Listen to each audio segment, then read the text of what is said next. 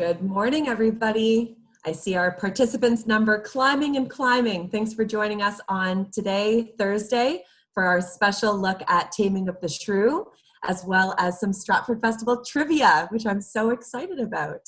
I'll say hello again if you are new joining us today, Thursday, or perhaps missed the first few moments Tuesday and Wednesday. My name is Brianne Ritchie. I work in the Stratford Festival Education Department, and my focus is on partnerships. So it's my pleasure to work with the McMaster alumni staff, Kathleen D'Amico and Laura Escalante, who have put this together for you. And it's also my pleasure today to introduce our special speaker, Kel Pero. Kel Pero holds a PhD in English literature and is the owner of KMP and Associates Creative and Communication Services. She's a proud member of ACTRA and Canadian Actors Equity, as well as co-founder of Ottawa theatre company Plosive Productions. Kel has done program notes and given lectures for the Stratford Festival for 15 years. Thanks for joining us here today, Kel. Thank you very much for having me. I'm very glad to be here.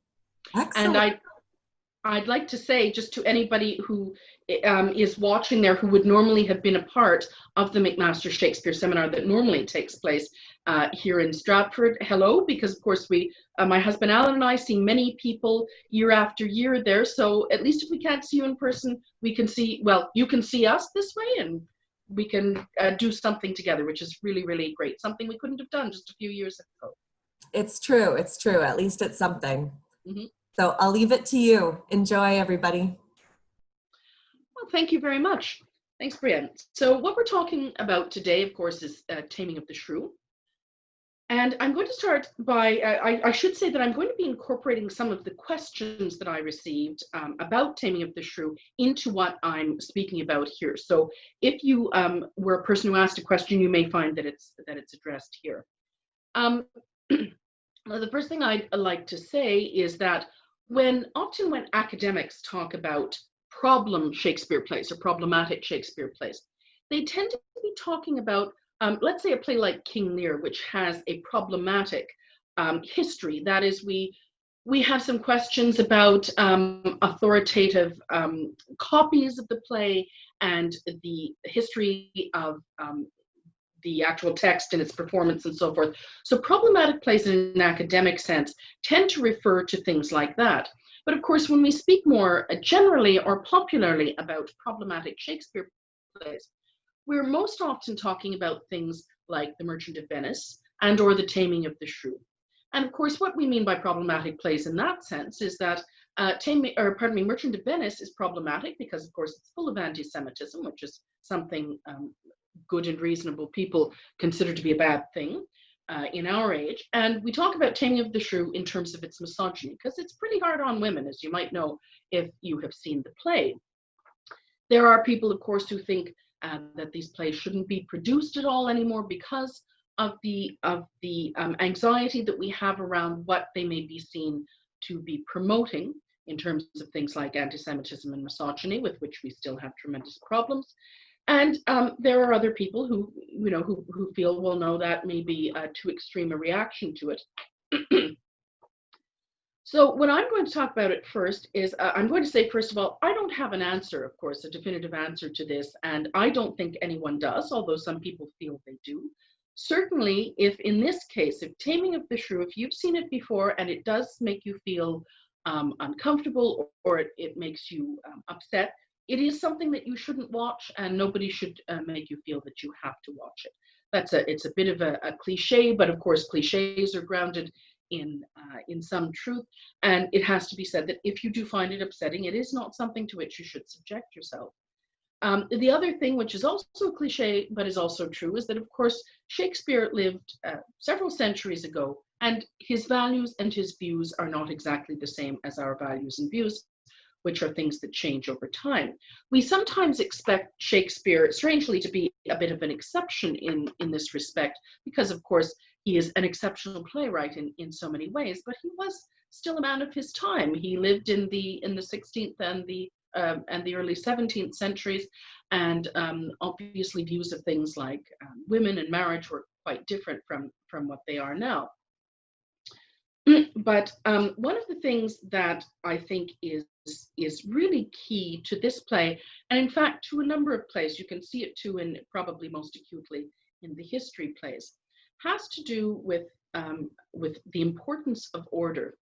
Now, those of us who were lucky enough to have been born and or raised in fairly, let's say, stable democracies, many of us are only now at this strange time during this pandemic getting a sense of what it is like to live in a world that cannot be strictly ordered and in which we cannot always be insulated from many of the things that can be extremely disruptive to everyday life. Now, again, many of us, especially for, say, if we're living in Canada, we're still very fortunate in that we do have, we still have, access to food. We have access to some government help, for example, if we're out of work. But of course, many people in any number of countries, including in some cases in the United States, are finding that things that they have been able to presume upon, up until the point when this plague descended on us, are starting to become quite fragile. Well, Shakespeare lived in a time in which there was a tremendous amount of oppression and repression and a lot of laws, but it was also a time in which, of course, unlike now, things like communication and things like travel were much more cumbersome. They were much slower, and there was always a certain degree of anxiety in, let's say, in England in this case, regarding the maintenance of order. Now, this play, Taming of the Shrew, was probably written in the early 1590s, and it was a time when, of course, Elizabeth I was on the throne. She was getting to be an elderly woman. She had no children, and she would name no heir. There was a reason why Elizabeth didn't want to name an heir, and it was because she knew that as soon as she named that person, a lot of political and other kinds of focus would be on that person, possibly to her peril. By the way, if you ever wonder, I think that's what's at the bottom of that. And in some ways, it made a lot of sense. But again, it made people anxious because they were living in an England that was at a kind of a peak. 1588 had seen the defeat of the Armada. The myth around Elizabeth I herself was kind of at its peak. She was Gloriana, she was the Virgin Queen. Things were going pretty well for England in terms of its security and international reputation. But again, we're still talking about the 16th century when, for one thing, death rates were, people just died. I was going to say people died all the time, but that sounds a bit silly as people still die all the time. But what I meant was the certainty of things like your health and your lifespan, and indeed the fate of your family if something happened to you, those were just perpetually fragile. And in a world in which there was this kind of fragility around things like mortality and around things like, well, who's going to run England, who's going to sit on the throne when Elizabeth I dies, in an era like that, order becomes an extremely important thing kind of all the way down. Now, and I realize I'm not talking about Shrew specifically right now, but I'm talking about a kind of a setup that I think is quite important to this play. During Elizabeth I's time, as you doubtless know, the person who occupied the throne actually did have quite a lot of power. If you live in Canada now, or if you live in, say, in Great Britain, you live under a constitutional monarchy, as is the case in any number of European countries, Spain, Denmark, Norway, etc. And in a constitutional monarchy, the monarch is a figurehead. There is no real, shall we say, power of interfering with democracy that the throne has. But in 16th century England, which was not a democracy as we would understand it, the monarch had a good deal of power. And because the monarch was mortal like anyone else, and because in this case the monarch was first of all a woman, which was considered exceptional, indeed was exceptional and unusual, and because that woman had no heirs, this was an anxious-making thing. And if you're living in that particular society, you're living in a society that believes that there is a definite hierarchy from the creator, that is from God, on down. And the person who sits on the English throne, in this case Elizabeth I, is an anointed monarch. That is anointed, considered to have been anointed by God. That is somebody whom God wants to sit on the throne.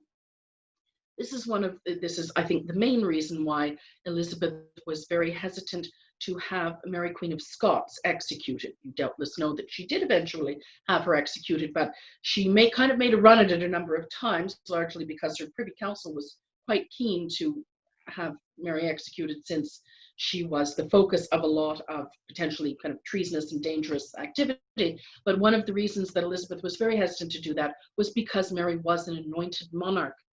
And she thought, well, you know, if I do that to her, there'll be other people out there who might think that's okay to do to me. So you had the creator, you had the anointed monarch, and below that you had the nobility, the aristocracy, but you also had hierarchy in terms of the sexes. And the idea was that a home was, in a sense, a little kingdom, and the king was the man of the house. The man of the house represented the creator's power. He was seen to be at the time anointed to be over his wife and his family, and of course supposedly to love and to direct them. And his wife stood more as the church does to God. So as the relationship between the church and the creator at that time was seen, that was supposed to be ideally the relationship between wife and husband. Now, obviously, in a society such as that, in which people are watching Taming of the Shrew, when you got married, that was it. There really was no divorce at the time. Yes, there was divorce for Henry VIII, more than once, but of course he had to establish his own church in order to do that. And it was not that, I mean, powerful people, powerful men in particular, have always been able to, as the saying goes, put away their spouses if they wanted. Indeed, the Duke of Norfolk, who was the most powerful noble in England in Henry VIII's time, and was was quite close to him, he very badly mistreated his wife, and she was virtually a prisoner for many years. There's no question that men could do that, but they couldn't actually, in most cases, actually divorce. They weren't free to marry someone else. And certainly, if you were just an ordinary human who, you and your spouse were not getting along, and you wish to part and you wish to be with someone else, really the only way to do that, and not a few people did this, was you walked away, you tried to hightail it out of there and get to some place, preferably where people couldn't find you. So let's say if you were in London and you could somehow get yourself up to Yorkshire, you might do that, and you might simply marry again bigamously. There was, I think we might be shocked at the amount of bigamy on both men's and women's parts that there was at this time, when there was really no other, there was no resolution for unhappy marriages. Now, as you may know, Shakespeare himself lived apart from his wife Anne Hathaway for a good number of years. He was in London, of course, working. He did go back to Stratford, of course, after that. So I don't want to load too much upon that, because there's a lot that we don't know about the relationship between Anne Hathaway and William Shakespeare. But presumably, if they had been a quite close couple, he would have gone back to Stratford more frequently, or she would have moved to London with him, or something like that. So all of that to say that you're looking at marriage as something that is, first of all, supposed to reinforce the idea of order in the kingdom. And you're also looking at it as something that once you're in it, that's it. You're there for life. You're there until one of you dies. Now, the reason that order is so very important here too is because, as I mentioned, most of us are used to living in reasonably ordered societies in which we can go and kind of do what we want, and a lot of the structure is not disrupted.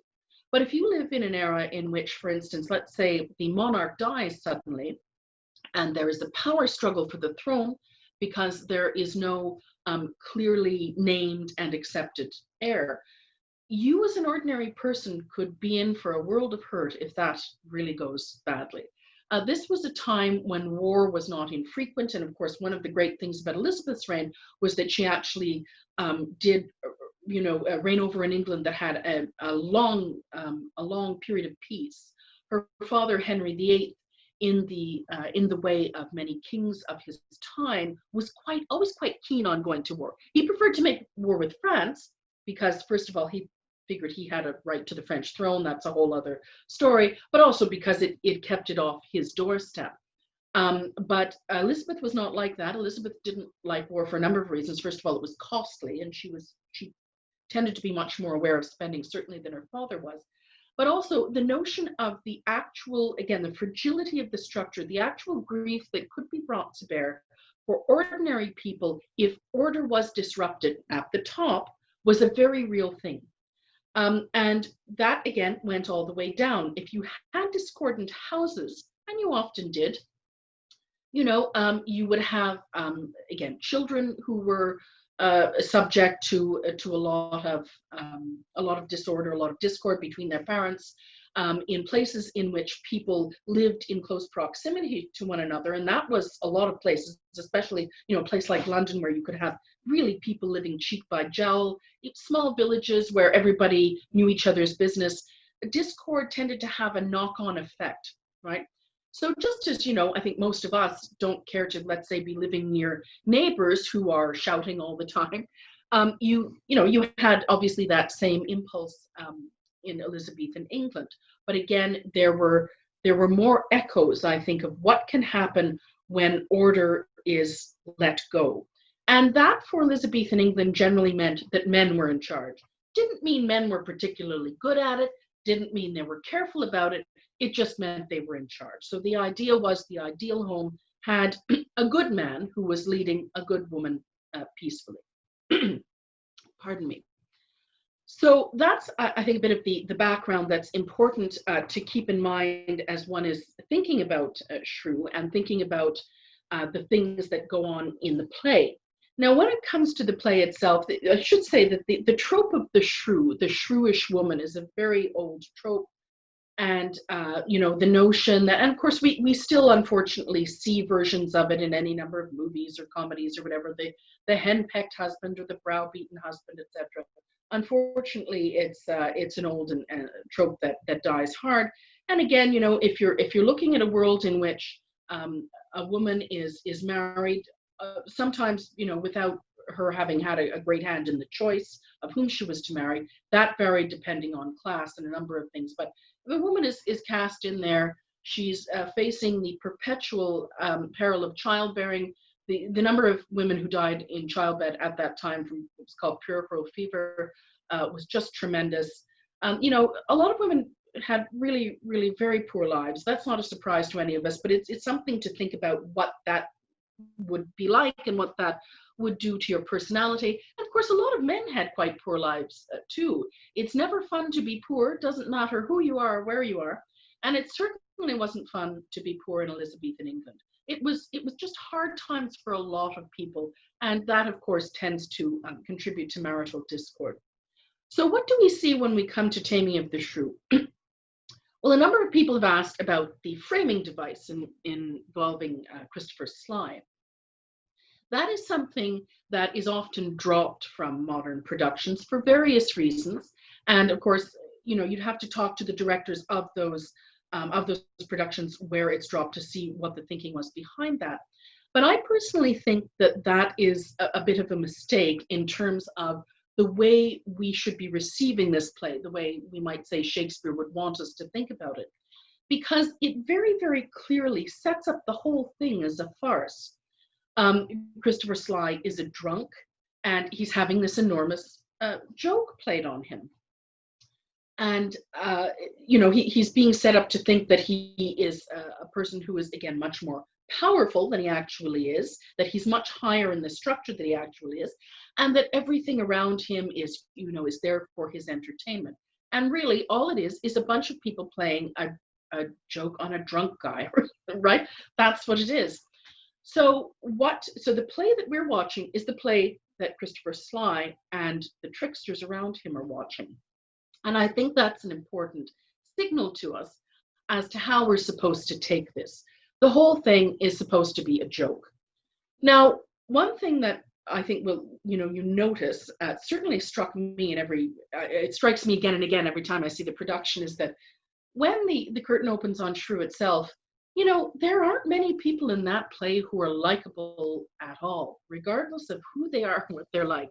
Bianca and Katerina are both quite dreadful. They're clearly spoiled brats of daughters, and some productions make more of that than others do. But, you know, they're not nice people, and I don't think there's any particular reason to think that they are anything other than spoiled and privileged young women. Their father's kind of a dolt, and Petruchio, you know, is just a profiteer. And he's very clear about that, right? He comes out, he has come to, you know, find a wealthy woman to marry him. And so you've got this cast of characters, none of whom really, I think, invites us to particularly root for them. And of course, their personalities and what they're after, are, especially with Bianca, are maybe revealed a little more quickly or slowly, depending in part on how the production goes. But that's what we're looking at when we're looking at this. Again, this frame device, the whole thing's a joke, and then you get these rather, you know, broad, jokey characters, including Bianca's would-be suitors. Everybody's quite silly, really, in this. Pardon me. Now, aside from that, we do have a lot of anxiety, for understandable reasons right now, about the way men and women relate to each other, about the sexes and sexuality in general. And I think that anxiety really does come to bear for a lot of people when they are watching Shrew, depending on the kind of production it is. Now, one of the things about Shrew is that really, to a greater extent than I think, I wouldn't say almost any play, because you can do a lot with Shakespeare on stage, but Shrew really has a lot of room for business. That is, there are a lot of places where a director can make certain choices that bend or shape the mood of the play a great deal, so that you can really lean on the silliness, on the farcical nature of what's going on a great deal, or you can do it less so. I think, though, that the space that's there, I don't think that's a mistake. I think that that's definitely something that Shakespeare wanted to encourage, partly because, of course, a really secure playwright will always, I think, want, and this goes for playwrights, I think, virtually throughout history, or certainly from the Renaissance on. A secure playwright knows that if he or she is really lucky, long after that person's death, other directors and actors are going to be having a go at that text.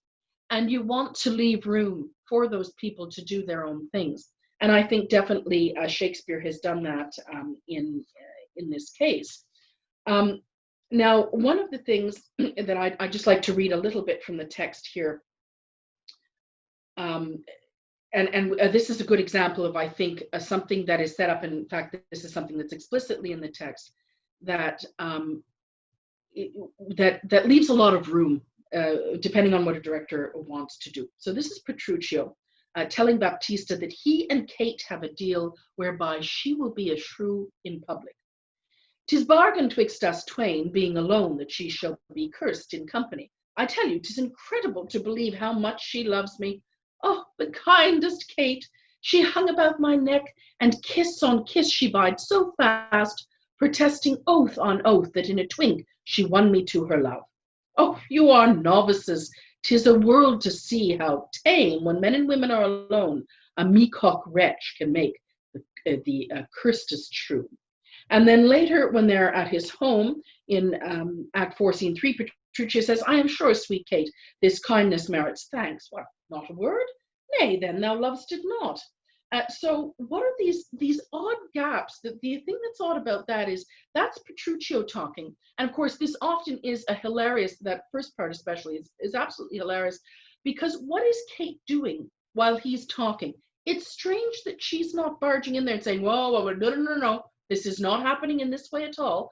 No, she's not. So what's happening there is there's this tremendous space for Kate to be doing something else. And of course, often what happens is that when Petruchio is telling Baptista this, Kate is doing something like, looking like she's just going to faint with shock, because she can't believe that this guy is lying to her father in this way. She's wondering if he's crazy. She's perhaps beginning to wonder if there is some game playing going on. This kind of thing. That, I think, is in no way incidental or in no way a mistake. Because when you think of Katerina's, her personality, you'd think it would be much more usual that she'd be speaking up here. So it seems to me that there are quite a few clues like that. And again, another one is, what not a word, nay, then thou lovest it. There are so many ways that you can play that, and so many ways that it is played.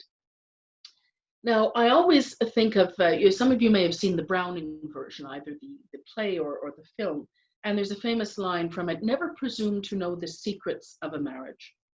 And of course, marriages of all sorts everywhere are mysteries in a way, right? Think of the number of times that any of us listening today have seen a couple, sometimes even a couple we've known for a long time, and we thought, how the hell does that work? I have no idea why these people are together, or how they've stayed together in some cases, for many years. There is a mystery to relationships between people, regardless of whether they're heterosexual marriages or any other kind of arrangement. And that is another of the things that I think this play can really lean on, and it's one of the things that can make it very interesting. The casting of this play is so key. Now, hopefully the casting of a play is key to any play. But one of the things about this play is that getting the right Kate and Petruchio is really, really key. And getting the wrong ones, I don't know how many times people who are listening here today have seen productions of it, but you can tell right away when it's not working. The play, I believe the version that you're going to see today, which is just from a few years ago, has Ben Carlson and Deborah Hay in the lead roles. They have been married for a number of years now. They're both wonderful actors, and certainly, when I saw this production a number of years ago, you could tell something about the kind of relationship they have or had at that time. I don't know them personally, so I don't know where they're at now, but certainly you can see and it's not just attraction. Attraction is important, but it's more than that. It's the notion that people in their private lives have different notions about how their particular relationship is going to play itself out in relation to a whole lot of things, including, of course, power. And the structure that I spoke about earlier is, of course, intimately connected to power, and power is what makes us anxious about a play like this, because, of course, men have, in this case, have power to abuse women, and they often, sadly, use that power. They did it this time, they do now. But power is, of course, also something that is amorphous. It shifts, it can be very slippery, and in very functional, loving relationships of all sorts, it still exists, and it manifests itself in different ways. And having a Kate and a Petruchio who are very attracted to each other and very kind of keyed into each other, who know each other well. And this is one of the reasons why casting a happily married couple in it often is a really good idea, because those are people who know and feel comfortable with each other in ways that you might say they can't possibly, in a sense, feel comfortable or feel with anyone else.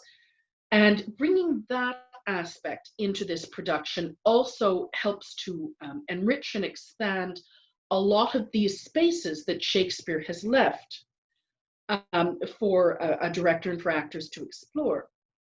Now, of course, as many of you know, in Shakespeare's own day, all female parts were played by men. They were generally played by quite young men, usually kind of prepubescent boys who would be training and working with companies, and that was because there was a law that forbade women to perform in these kinds of plays, but also because I think even if there hadn't been such a law, and later in Charles II's time, the time of the Restoration, that changed, it was certainly not seen as the kind of work that a woman should have been doing.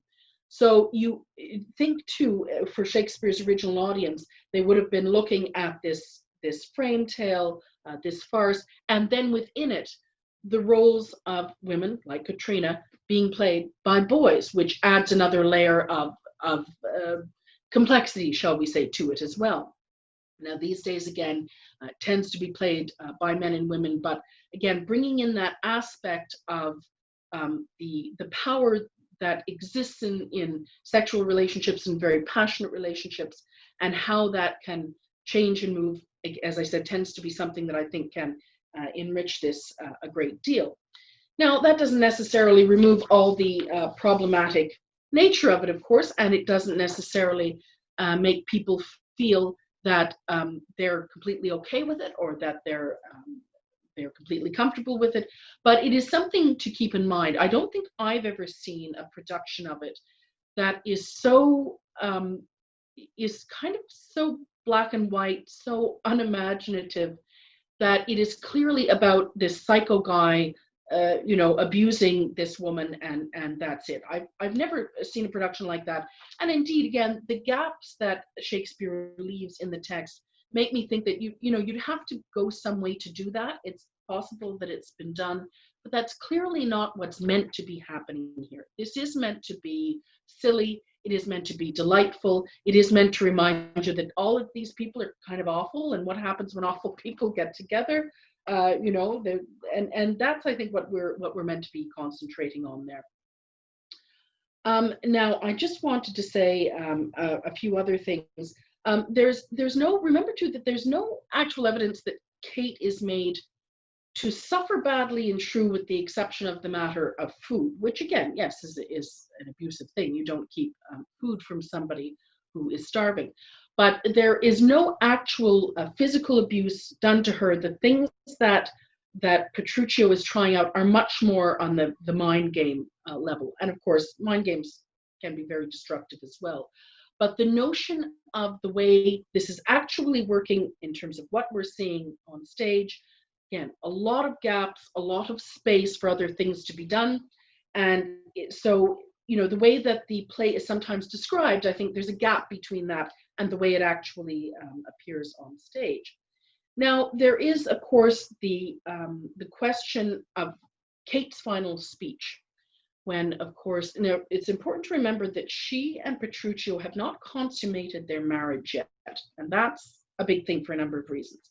First of all, then as now, an unconsummated marriage did not have force in law. A marriage, in order to have the legal status of a marriage, had to be consummated, and in most jurisdictions that's still the case.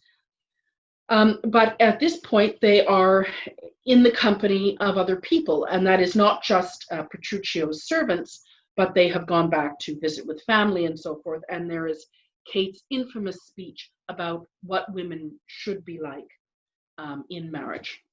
Now, there's no question that if there's one real problem in this play, it's that speech.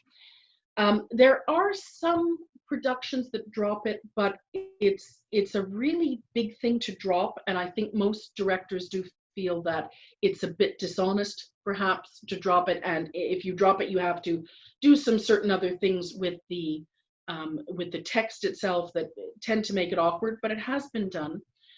What is often done, as you may know, is that by the time Kate and Petruchio come back into public, that is, by the time they have gone to his home and they have traveled back, of course, that would normally be the period in which the marriage would have been consummated. And so the bride and groom would, shall we say, have some knowledge of each other that they did not have before when they were initially married. They come back out into public and their marriage has not been consummated. But by that time, I'd say the majority of productions that I've seen and know of have presented it that they're sort of onto each other at that time. Kate is a person with a very strong personality. One knows that she certainly would not be particularly happy with a very passive husband. That is, a husband who didn't challenge her in some ways, not a husband who didn't abuse her, but who didn't prove worthy of her intelligence and her wit. And she clearly is an intelligent and witty woman. She's simply also an unhappy and perhaps unpleasant woman. But by the end of the play, many productions have got it that the idea is they've locked into the game that is going to be a large part of their marriage, and that is a large part of any marriages. And by that, I don't mean gamesmanship or games playing of a destructive sort. Some people have that too. But I mean the private language, the in-jokes, the winks, the things that married people tend to develop between them as a kind of a private world of communication between them. By the time we get to the end of the play, we're usually kind of at that point. And as a result of being at that point, the physical attraction between Kate and Petruchio has really manifested itself. And when at the end, they're going to bed, she's usually pretty happy about that, and so is he, because now they know each other in a way they're kind of interested in going to bed with each other. So I think that is really, those are the things that you don't have to work very hard to pull out of this play. This is certainly, I will say with confidence, not a play that you have to really, you don't have to belabor it in order to say, look, this is meant to be farcical. This is meant to have, to provide a kind of a playground for a couple of actors who have attraction and passion and a strong, good comic timing, strong-headedness, etc. You can make more of that in this play, certainly, than you can in any of Shakespeare's other comedies. There are instances in his comedies where this happens, but this is a whole play about this, and this is why I think when it's done in that spirit, including with the framing device in front of it, it actually can be very funny and quite joyous. Now, again, not everybody's going to feel that way, but I think it is important to take the realities of text into account, as well as taking the realities of Shakespeare's time into account. And yes, it was a time in which it said, look, concord in the home and order in society are really important things, because when those start to crumble, everybody suffers, and can suffer again in some quite material ways, because again, if you go far enough up the chain, you're talking about something like war. So those are all things that I think went into the world of the play. And what we choose to do with it now, a few hundred years on, of course, that's another question altogether. And I'm sure people will maybe have something to say about that as we go on. But that's essentially what I wanted to say about the play itself, and again, about addressing some of the questions that I had about it. And I'm going to look at the other questions now to talk about some of the other things. Now, the questions that I tried to address here are the matter of the framing device, what it's for, and also the yes, the matter of the controversy that is surrounding it.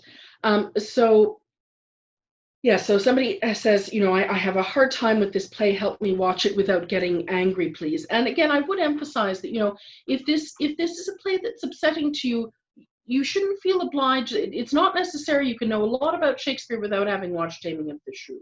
And I think that people do need to reserve for themselves the right not to, watch plays that are upsetting or triggering to them, or that they simply don't like. That's all right too.